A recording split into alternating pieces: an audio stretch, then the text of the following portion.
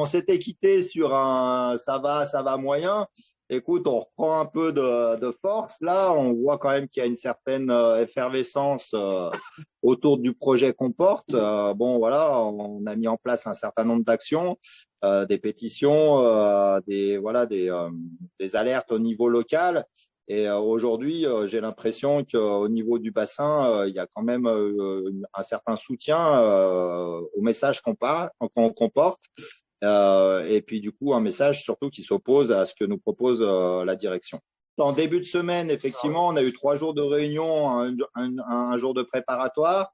Le lendemain, on a eu effectivement ce qu'on appelle la R1, donc c'est-à-dire la réunion d'ouverture d'information-consultation sur le PSE.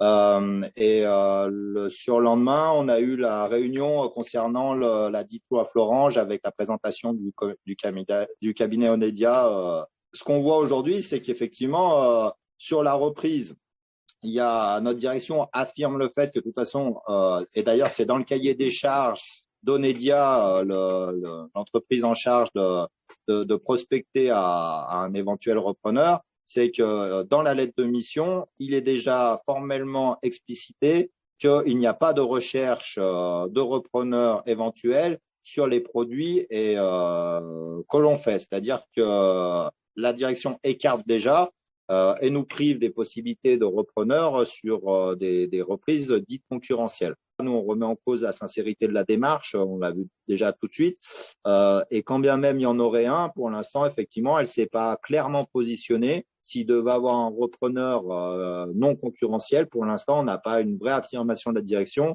d'accepter les choses. De notre côté, au vu de la supercherie du cabinet Odedia ou en fait de sa lettre de mission, on va pas attendre de ces gens-là une sincérité dans cette démarche. Donc, nous, de notre côté, avec nos experts du comité central, avec notre avocat et avec tout le soutien, comme je te l'ai dit, de certains acteurs politiques locaux, on travaille de notre côté à des recherches, à des prospections. Et effectivement, il y en a.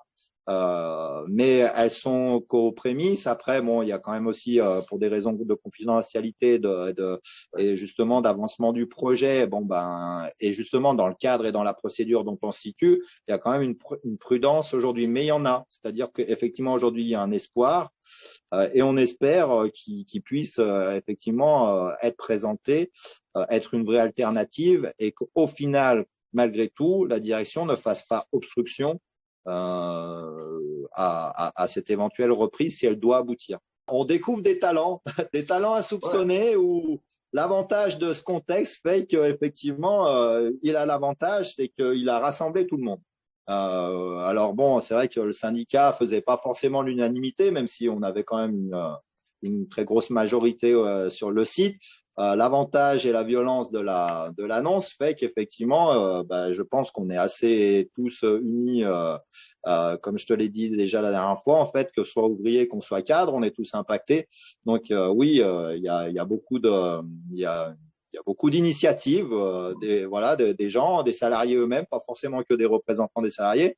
Et le tout fait que, mis bout à bout, oui, ça quand même ça commence à avoir un peu de la gueule. Dans ce contexte-là, bien, comme je te l'avais dit, on était soucieux aussi, de la sécurité des personnes dans un premier temps, et puis bien évidemment aussi de nos installations. Mais dans ce contexte-là, comme je te l'ai rappelé, il y a un audit et il y a un accompagnement d'écoute. Donc il y a un cabinet des risques psychosociaux qui a été mandaté. Et pour l'instant, il est en train de faire le tour de chaque salarié. Il y a une expression collective, il y a un accompagnement pour pouvoir éventuellement redémarrer les installations. Bon, après, ceci dit, comme je te l'avais dit aussi dans la première vidéo, le redémarrage pour des raisons économiques aujourd'hui n'a pas lieu d'être, puisque la direction, pour l'instant, n'a pas donné de directive ni de sens commercial à un éventuel redémarrage.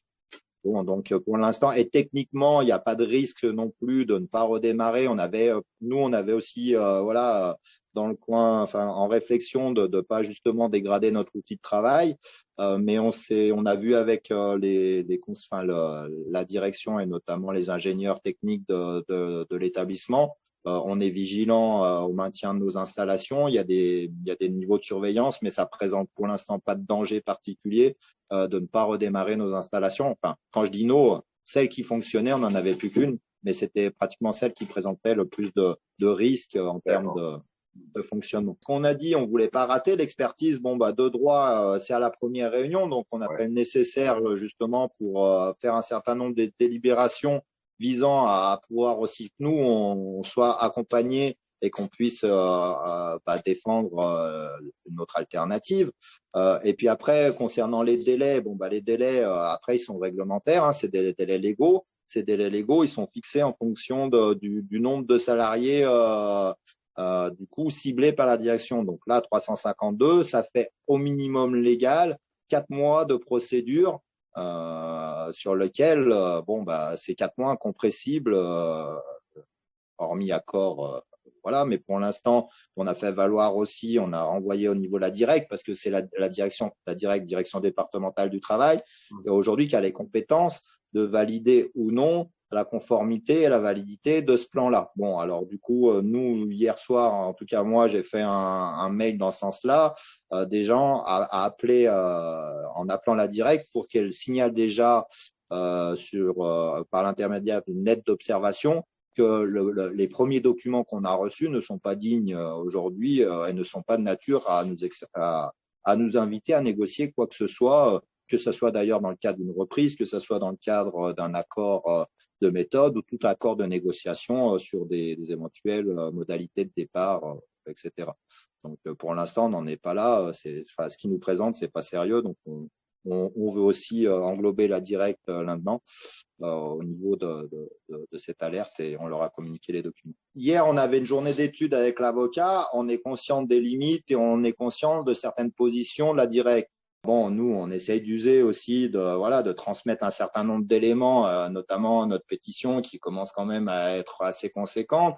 Bon, ce qui témoigne aussi, du soutien de la vallée, du territoire. Donc, bon, ça peut peser aussi en termes d'appréciation. Tout ce qui peut amener et conduire à peser dans l'appréciation de ceux, entre guillemets, qui ont peut-être aussi les clés de la solution, qui doivent prendre des décisions le temps de cette procédure, forcément, c'est toujours pour nous un atout supplémentaire. Alors bon, il sera peut-être pas déterminant, mais bon, il comptera quand même. Et comme tu faisais la remarque, plus on est nombreux à porter ce genre de discours, peut-être que nos administrations locales, qui dépendent aussi du territoire, ont tout intérêt, en respect avec le cadre législatif, mais malgré tout, à avoir une appréciation, une sensibilité un peu plus marqué pour les salariés, quelle que soit l'issue d'ailleurs. Et le 1er mai, symboliquement sur la journée de la fête du travail, on a un gros rassemblement sur lequel on a diffusé très largement au niveau du bassin pour que la population, les familles, c'est de faire de cette journée forcément une journée de lutte, mais aussi une journée de convivialité où on présente notre usine et on fédère autour de cette journée qui est symbolique aussi.